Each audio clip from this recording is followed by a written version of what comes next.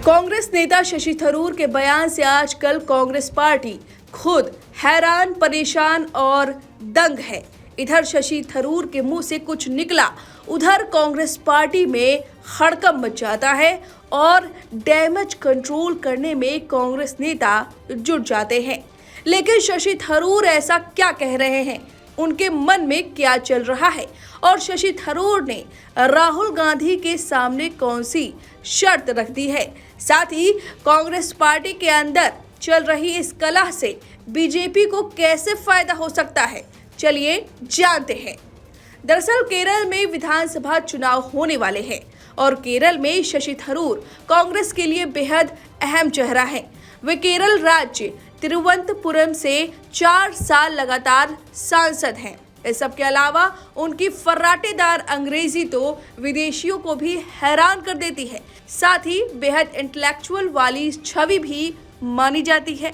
लेकिन चुनाव के पहले शशि थरूर कांग्रेस पार्टी से नाराज दिख रहे हैं। इसके संकेत वो बार बार दे रहे हैं। खुलकर मंच पर बीजेपी नेताओं से मिल रहे हैं, उनका उठना बैठना हो रहा है, तस्वीरें खुद साझा कर रहे हैं। अभी हाल ही में कांग्रेस सांसद शशि थरूर ने भाजपा नेता और केंद्रीय मंत्री पीयूष गोयल के साथ एक फोटो साझा की है और इसमें उन्होंने कहा कि उनकी मुलाकात अच्छी रही। साथ ही पीएम मोदी की तारीफ लगातार कर रहे हैं। वहीं खुलकर कांग्रेस नेता शशि थरूर ने कहा, मैं कांग्रेस में हूं, लेकिन अगर पार्टी को मेरी जरूरत नहीं है तो मेरे पास भी विकल्प मौजूद है। अब सवाल यह है कि शशि थरूर राहुल गांधी से चाहते क्या है। तो राजनीतिक गलियारों से पहुंची खबर के मुताबिक थरूर ने राहुल गांधी से बात करके खुद को पार्टी में नजरअंदाज किए जाने की बात कही थी। उन्होंने खुद को केरल में बड़ी जिम्मेदारी दिए जाने के लिए भी कहा था। शशि थरूर चाहते हैं कि अगले साल केरल में होने वाले विधानसभा चुनाव के लिए कांग्रेस उन्हें मुख्यमंत्री चेहरे के लिए प्रोजेक्ट करे। हालांकि कांग्रेस पार्टी ऐसा करते नहीं दिख रही है। इसकी पुष्टि केरल कांग्रेस के नेता के मुरलीधरन ने कर दी है। के मुरलीधरन ने कहा कि कांग्रेस किसी को सीएम चेहरे के तौर पर पेश नहीं करेगी। उन्होंने कहा कि चुनाव के बाद नए विधायकों की सहमति के साथ आलाकमान राज्य का मुख्यमंत्री तय करेगा।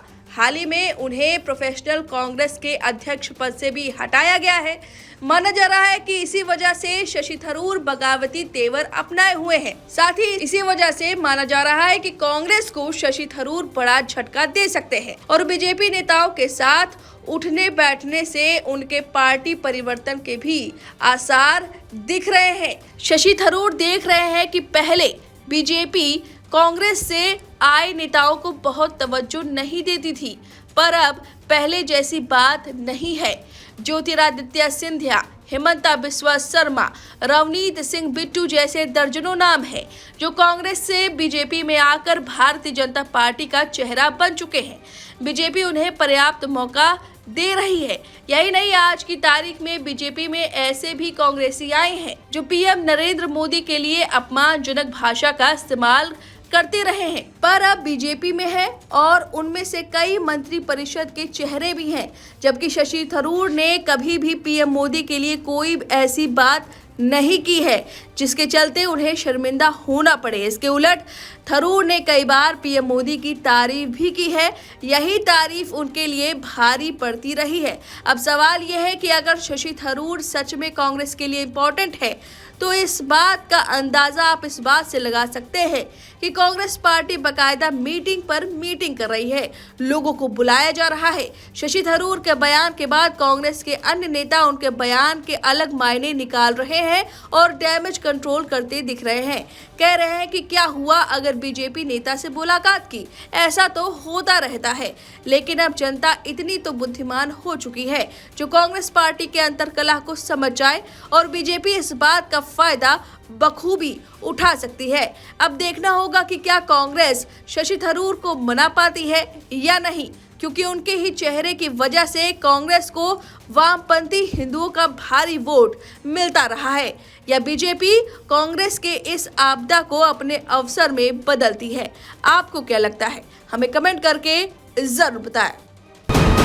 वीके न्यूज, राष्ट्र के नाम।